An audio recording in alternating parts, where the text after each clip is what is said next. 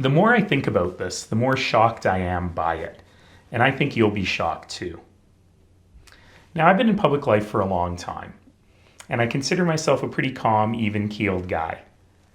But what Premier Danielle Smith did and said yesterday has really rattled me, and I think every Albertan has the right to be angry about it. Some context.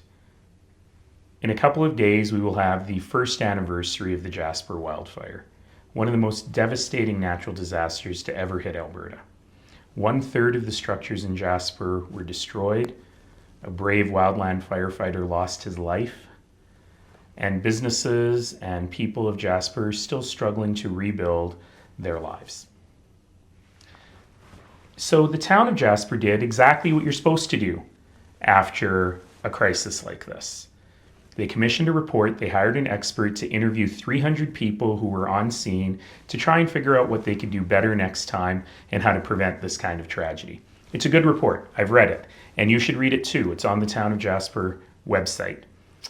One paragraph out of those 40 pages talks about the province. And it says, based on all these interviews, that the province could have done a better job.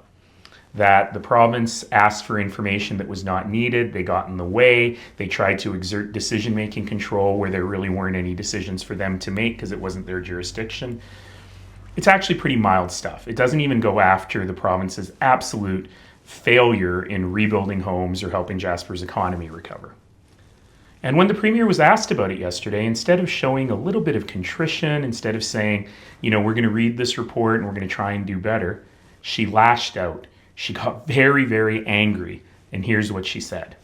This report comes as a shot out of the blue. It's unfair, it's untrue, and I would like them to withdraw it. We were not asked for support until after the town burned down.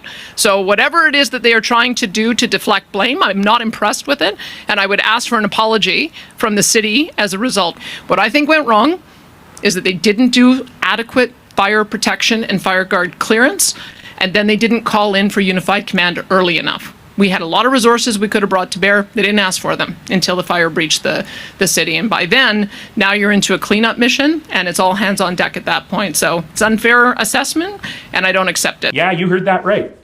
She asked a fire-stricken town that lost 1/3 of its structures to apologize to her because she felt personally insulted.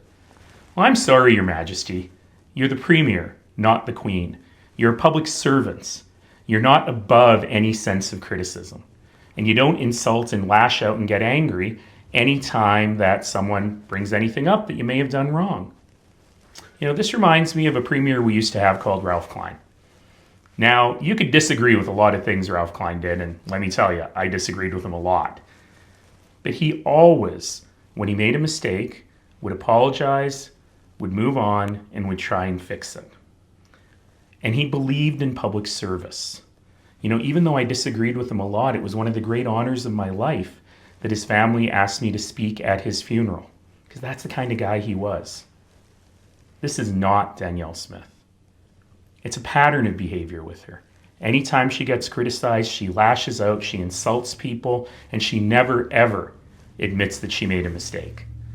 From her husband sitting in on lobbyist meetings with trained proponents to her justice minister being related to the guy at the Central Corrupt Care scandal. This is how Danielle Smith reacts.